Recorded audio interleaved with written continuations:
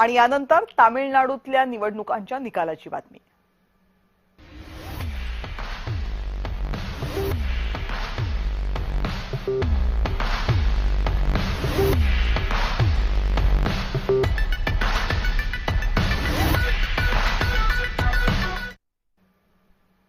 तामिळनाडूमध्ये थलपती विजय यांच्या पक्षाचा दणदणीत विजय झाला, पण त्यांना बहुमतासाठी सरकार स्थापन करण्यासाठी 10 जागा कमी पडतात।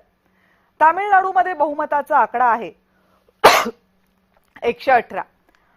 थलपती विजय यांच्या पक्षाला टीव्हीकेला मिळालेल्या जागा आहेत 108 आणि आता उरलेल्या 10 जागांसाठी ते कुणाशी युती करतात हे पाहायचंय, कारण एकट्या काँग्रेसकडे 5 जागा आहेत आणि उर्वरित 15 जागा या अशा 1 किंवा 2 अशा संख्येनं छोट्या पक्षांकडे। त्यापैकी थलपती विजय कुणाची निवड करतात ते पाहायचंय, कारण या छोट्या पक्षांवर सरकारचं भवितव्य अवलंबून असेल। दरम्यान द्रमुकची युती शक्य नाहीये, कारण त्यांनी या पक्षाला जाहीररित्या भ्रष्ट म्हटलंय। अण्णा द्रमुकची भाजपसोबत युती आहे आणि भाजपला हिंदी लादणारा पक्ष असं विजयन यांनी म्हटल्यामुळे त्यांच्याशीही युती होणार नाही। तसंही द्रमुक आणि अण्णा द्रमुकच्या आमदारांची संख्या काँग्रेसच्या तुलनेत प्रचंड मोठी आहे, त्यामुळे त्यांना सोबत घेणं विजय यांना महागात पडू शकतं आणि तेवढी खाती त्यांना द्यावी लागू शकतात। त्यामुळे विजय कुणाचा पाठिंबा घेऊन मुख्यमंत्री बनतात ते येत्या काही दिवसात कळेल। आणि टीव्हीकेच्या विजयाचे तामिळनाडूमध्ये नेमके काय परिणाम होतात बघूयात। जयललिता, करुणानिधी यांच्या राजकीय वारसदारांना मतदारांनी साफ नाकारले।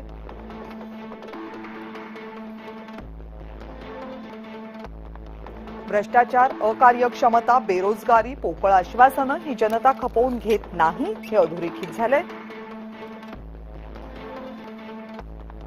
या दोन्ही पक्षांना त्यांच्या राजकारणात मोठे बदल करावे लागणार आहेत।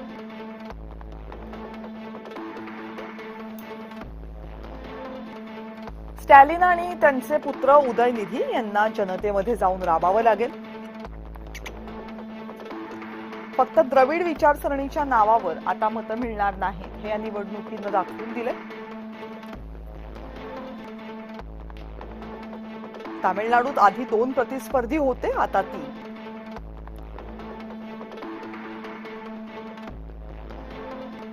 ज्या राज्यामध्ये भाजपवर उत्तर भारतीय हिंदी लादणारा पक्ष म्हणून टीका होते तिथं आव्हानं वाढली आहेत। माजी प्रदेशाध्यक्ष अण्णामलई यांना पुन्हा आणून बळ द्यावं लागेल।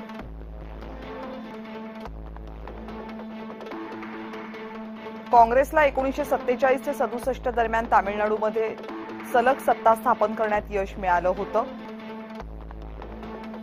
त्यानंतर आजपर्यंत काँग्रेस एकदाही तामिळनाडूमध्ये स्वबळावर सत्ता आणू शकलेली नाही। कायम प्रादेशिक पक्ष इथं सत्ता आणत राहिले।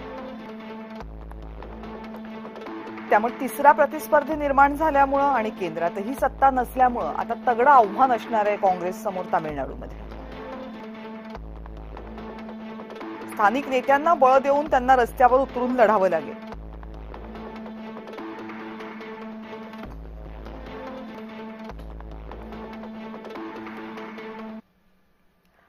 आणि थलपती विजय यांचा आतापर्यंतचा राजकीय प्रवास नेमका कसा राहिलाय बघूयात। जोसेफ विजय चंद्रशेखर 22 जून 1974 ला जन्म झालेला हा अभिनेता जो आता नेता बनलाय।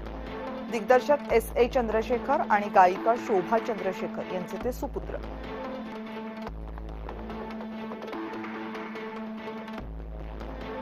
वयाच्या 10व्या वर्षी अभिनयाला सुरुवात केली।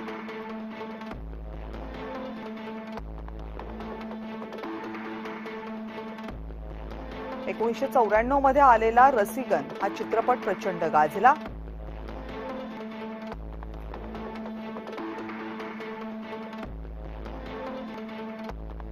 पुवे उनक्कागा, पोक्किरी, घिल्ली आणि लिओ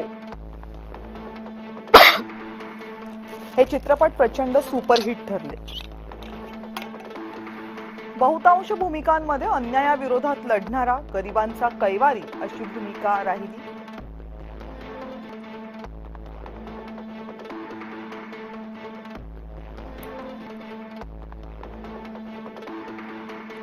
अँग्री यंगमॅन सारख्या भूमिका साकारल्यामुळे आर्थिकदृष्ट्या कमकुवत असणाऱ्या मतदारांमध्ये त्याची प्रचंड क्रेज होती. 2025 मध्ये तामिळागा वेट्री कळगम म्हणजेच TVK या पक्षाची स्थापना केली. 2024 मध्ये केली. दलित, मुस्लिम, तरुण या वर्गाकडून उत्स्फूर्त प्रतिसाद मिळाला.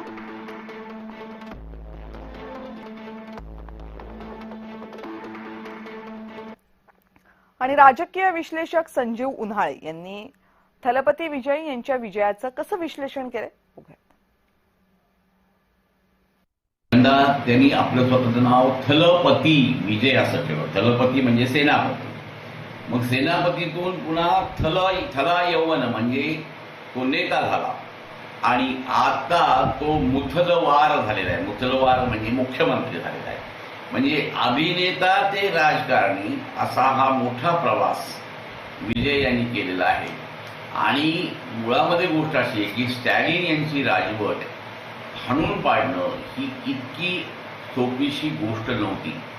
हे सगळं करण्यामागे विजय यांनी मोठी मोठी आश्वासनं दिलेली आहेत. आता ती आश्वासनं कशी पाळली जातात हा एक मोठा प्रश्न आहे.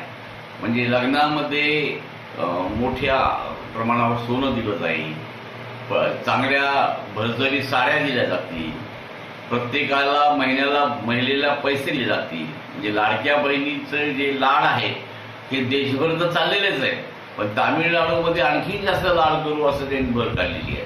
आता ही सगळी म्हणजे घडी तामिळनाडूची स्टॅलिन यांनी बऱ्यापैकी बसवली. आता ह्या घडीला मला असं वाटतं की ते किती त्या लोकांच्या अपेक्षा पूर्ण करू शकतो हा खरा प्रश्न आहे. आणि राजकारणी विजय म्हणून तो कसं काम करतो याच्याबद्दल लोकांच्या मनामध्ये सुद्धा एक उत्सुकता आहे.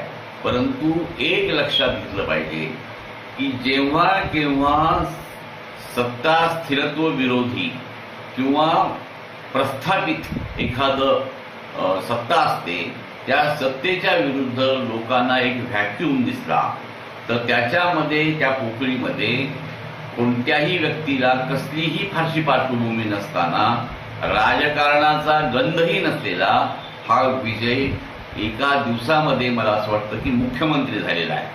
जे नायक सिनेमामध्ये घडलं ते आता प्रत्यक्षात घडलं. पण हा विजय राजकारणात काय करतो याच्याबद्दल मात्र आता आपण पुढे काय होतं हे पाहिलं पाहिजे. थांबूया तिथे. पाहत रहा जय महाराष्ट्र.